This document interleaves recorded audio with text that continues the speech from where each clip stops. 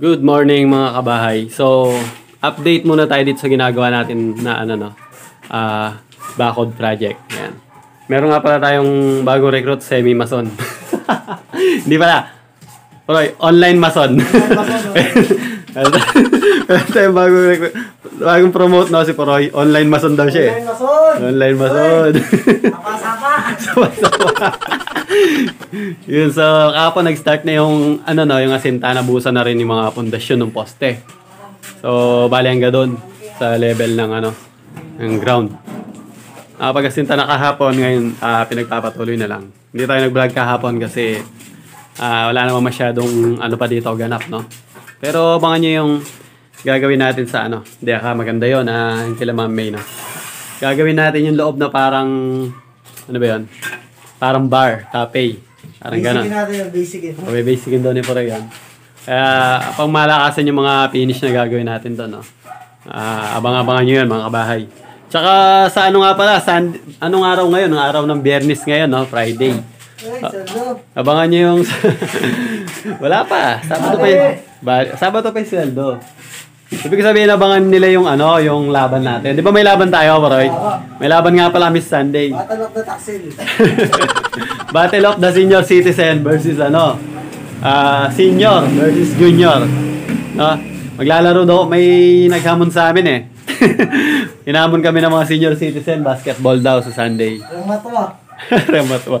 Then, seryoso nga, sa Sunday, may laban tayo. Tagal na tayo hindi naglalaro. Hindi ko alam kung Pangamon ka. Pero dahil naghamon yung mga tropa natin ng mga senior citizen, papatulan natin yan, no, Poroy? Siyempre. Yan! Naglalati na. Ayan. O nga pala. Yun, nakikita nyo yun, pinakamatangkad sa amin. Si Machete. Kasangga niya yung mga senior citizen. Kasi hindi naman nakakapagtaka kung titignan nyo. Kasi senior citizen na rin siya. Nating kabantam. Si Router, lang yan? Router, ikaw referee, ha? Si Router, recruiter lang yan. Ano ka? Recruiter. Manager yan. Manager. Announcer. Bali magkakasangga. Si Poroy, si Tenga, tsaka ako. Si Pet Malu. Basic. Abangan nyo yun, bablog namin yun. Sure win, mga kabahay. Sure win. Sure win na kami. Ang pustahan dyan, lunch. Sasagutin yung lunch, pati merienda. Kailangan pang malakasan na lunch, di basta-basta. Yung parang tipong pang mukbang. Pag mumukbangin natin si Router. Abangan nyo sa Sunday. Tapos, basta marami kaming gagawin doon. Maglalaro. Kita ko seafood daw eh. Seafood yung natin. Seafood mukbang. Maaga kami doon na kami mag-aalmusal. Tapos, pahingang konti. Nagpapagawa pa sila ng bench press. Ewan ko lang may materialis doon, no? Yung bench press para doon sa exercise. Pupusta ko isang linggo ko. Pupusta daw nito yung sa pang-isang linggo niya. Sure win na kami dito, kaya ngayon pa lang nagja-jogging. Kung nanonood kayo. Na, ano masasabi niyo kung nanonood sila? Ngayon pa lang, tumakbo na kayo. Ngayon pa lang mag-jogging na kayo kahit umuulan. Dahil wala silang chance na manalo, no, Proy? Basic, baby. Abangan nyo yung laban namin. Hindi kayo mga senior citizen. Hindi siya Battle of the YouTubers. Battle of the senior citizen versus versus juniors. So yun, abangan nyo yung sa Sunday, ha. Friday na ngayon. Masaya yun. May stiff neck pa naman ako. Wala na si Poroy dyan, titira na tayo ng titira sa labas niyan. Ayan, basic lang yan. Kalaban daw namin si Stephen Curry. Kalaban nga pala namin si Dennis Padilla. A.K.A. Stephen Curry. Basic. At saka si ano pangalan ni Cor? Sino siya? Ano pangalan ni Cor? Si Balingit. EJ Pile. Ayan, abangan niya mga kabahay, ha. So trabaho muna tayo.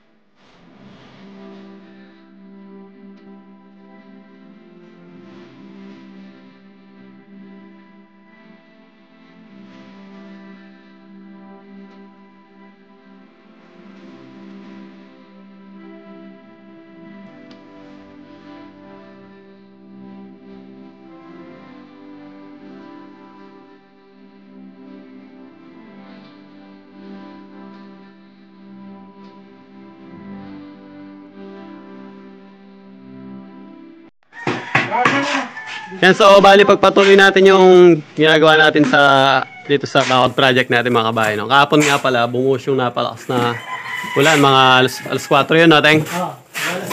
Mga alas 4. Bumuhos yung malakas na ulan, kaya sumilong muna. Tapos sa pagkatapos ng ulan, may tira pang halo nun, di ba? Kaya linubos muna. Tingnan nyo naman, pangmalakasan yung halo ni router. Naghahalo. Antindi dito, naghahalo ng isang elf, isang tao. Tingnan nyo na may halo niya, oh. Gano'ng karami yan. Oh, wala ka pala gore. Yan, oh, inubos na yung isang elf. Wala na. So, dyan na yung... Ayun yung nagawa ng isang elf, no? Sa tingin ko mukhang kakain ito ng mga 3 elf ng buhangin. Kasi doon, sa side na yon, mga 4 na patong lang ang kailangan natin doon kasi papatong lang tayo. Tapos doon sa likod, may lang yon. So, sa tingin ko mga 3 elf ang uubusin ito. Tingnan naman yan, gaano kalakas. Ang malakasan na halo ni router. Pang maghapon na yata. Pang maghapon na. So, wala na kaming buhangin. Na-order muna ako. At sana, medyo kumukulimlim-kulimlim eh, kahit may araw. Oh. Sana wag umulan. Pero pag umulan yan, mamaya, ewan ko. Pag malakas talaga, baka mag-half day na lang para hindi masira yung isang araw, no? Bali, ilang patong pa bali to? 4. 1, 2, 3, 4. Bali, 4 na patong na lang. Lahat. Hanggang doon. 4 na patong. Dito, 3 na lang. Tapos na to.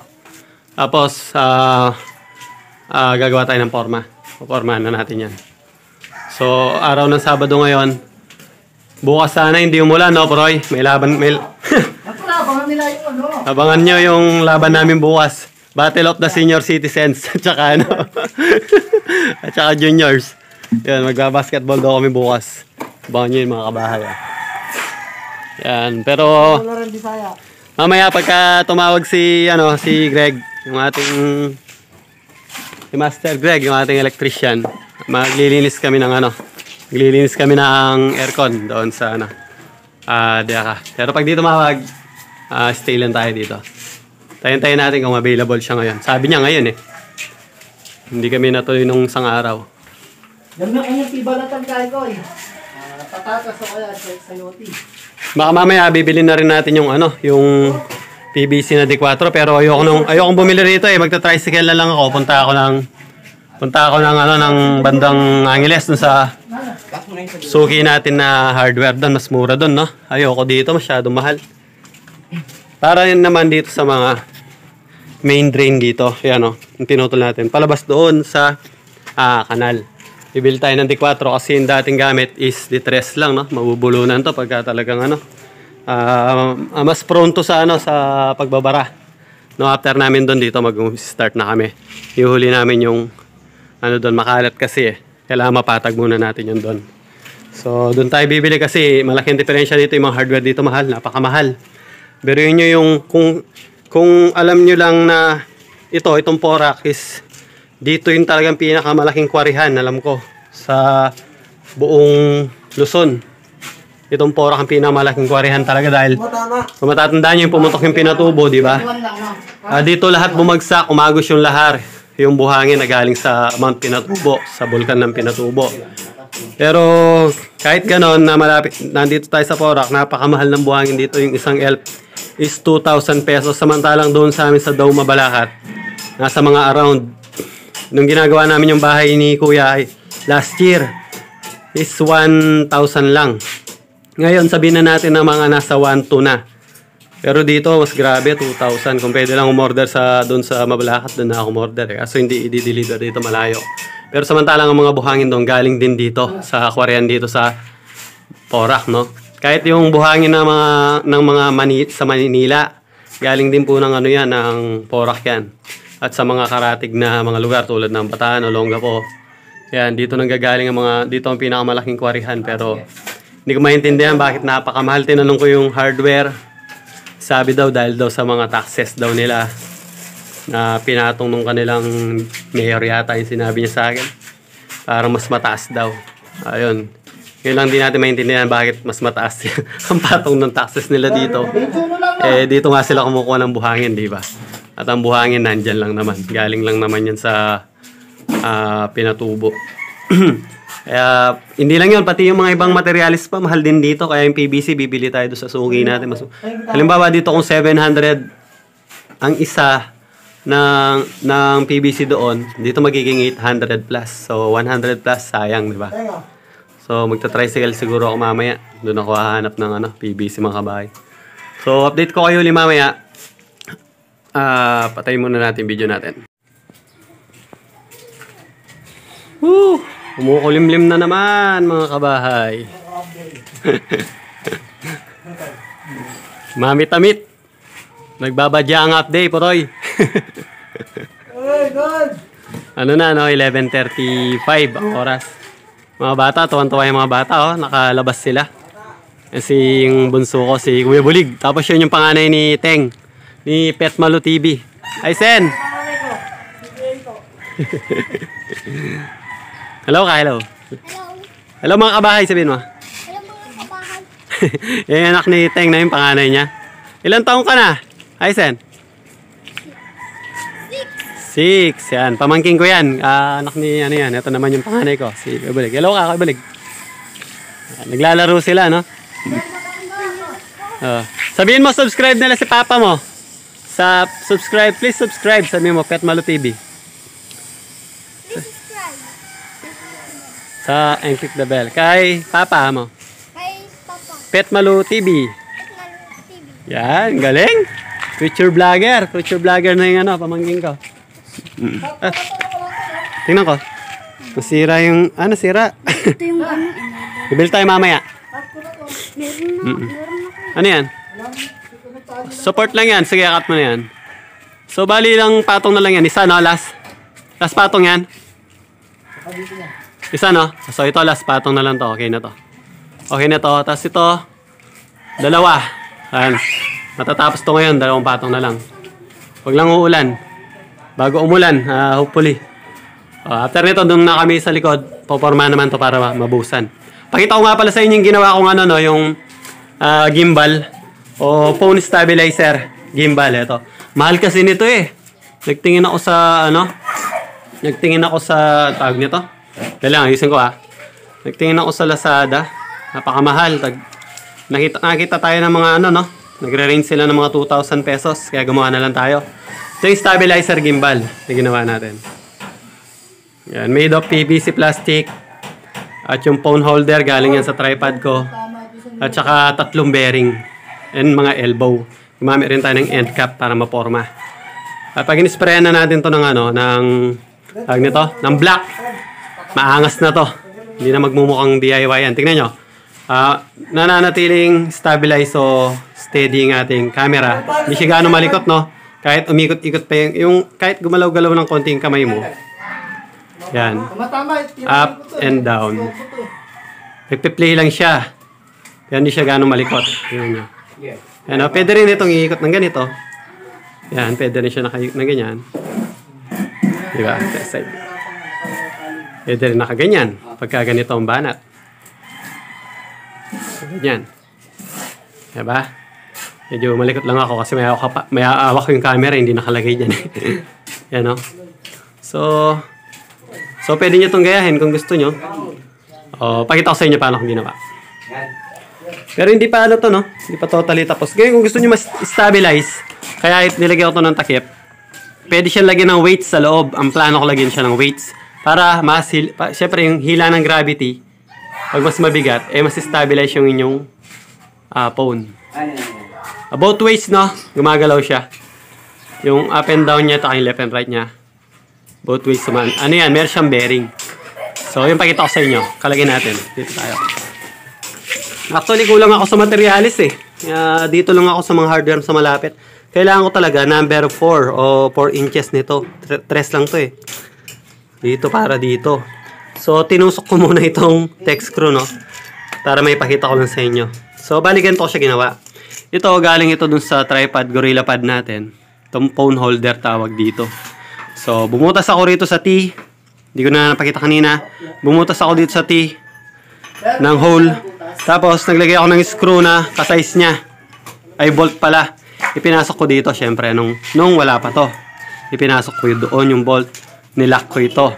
Then ito, bumili kayo ng bearing na bumili kayo ng bearing na size niya 608. Ngayon yung 608, magpipit siya sa 1/2 na fittings.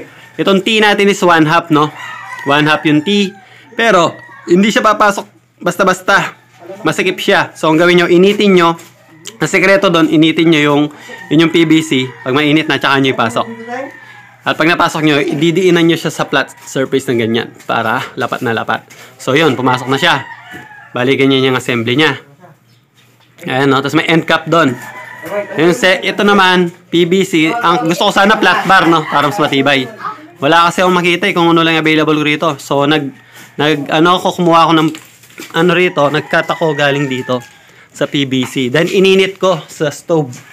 Ininit ko sa stove para mabend ko siya ng ganito. Kailangan, sakto siya dito. Tulad na nakikita nyo. Yan. So, yun. Tapos, binutas ko siya sa gitna. Then, elbow. And then, elbow. Dalawang elbow. Bali, ganyan siya. May bearing din siya dito. Ganon din yung yung diskarte doon, iinitin din yung elbow. Pasok doon. Yan. Tapos, ibobolt nyo, ilalak nyo. Tapos, ilalak nyo muna yung bearing and then bago nyo siya isalpak. So, balikan niya siya. Yung assembly niya, ito yung pinaka sisilbing handle. Ito naman yung stabilizer, yung weights niya, no? So, bali ganito.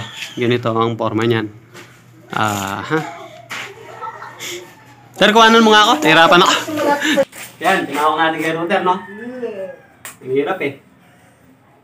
Hirap mag-vlog. Hirap, mayayaman na yan. Parang gusto ko na mag-Japan. Dapat, ito sana na mahaba. Teka, so kapus. Dapat yan, no? Nahanap pa ako, wala pa ako nahanap. So, pero ganun talaga yung tamang posisyon dapat. So, kaligan muna ng temporary para makita nyo lang. Ano? Balikan niya siya gumagana. Nasay po rin? Kita ba, Dad? Oo. Wala. Yan. Pero bili kayo ng Evo band, yung inyong bearing. Bigyan nyo ng Evo band. Hindi pa totally finish yan, may bili pa ako ng pintura. Pwede siyang ganyan. Pwede rin siyang ikot nyo ito rito. Pwede rin siyang ganyan. Yun yun. Diba? Ito pwede itong buksan. Pwede lagyan ng weight sa loob para mas stabilize niya. Hanggat mas mabigat, mas maganda eh. Mas ma-stabilize siya. Yung galaw niya, up and down. Yung galaw niya, left and right, stabilize siya. So yun, nakagawa tayo ng DIY na phone stabilizer gimbal. So hindi natin kailangan bumili ng mahal, 2,000 plus, nakita ko, napakamahal. Ayan, nag-search din tayo sa mga YouTube, pwede kayong gayahin nyo rin. Ito, pwede nyo rin itong gayahin, no? So, okay, ayos. Wag lang sanang uulan, patapos na itong dito sa isang side, no? So, tumawag nga pala baka after lunch, punta muna tayo doon sa Deka. May lilinisin kaming aircon ni Greg, no? Wag naman sanang ulan para matapos nila ito. So, yun. Dito na muna tatapusin yung vlog sa kailan ba? Sabado ngayon. Bukas na yan. Bukas na yung tournament. Sana wag umulan bukas para matuloy yung yung laro namin bukas. Yung sure win naming laro. Ayan, magkakasangga si Proy, tsaka si Petmalo TV, at tsaka si Kabahay, Pinoy Handyman.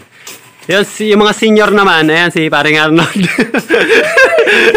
Kasangga niya yung dalawa senior, tatlo na pala sila. Kasama niya kasangga niya bali si Dennis Padilla, AKL Stephen Curry, at saka si Master Rigor, AKA Tatara.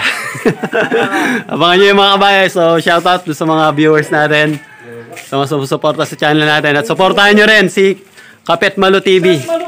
Yun, yung channel niya, search nyo lang, Petmalo TV. So, dito na muna natin tatapusin yung vlog natin. Mag-update na lang tayo uli sa Monday, mga kabahay. So, yun.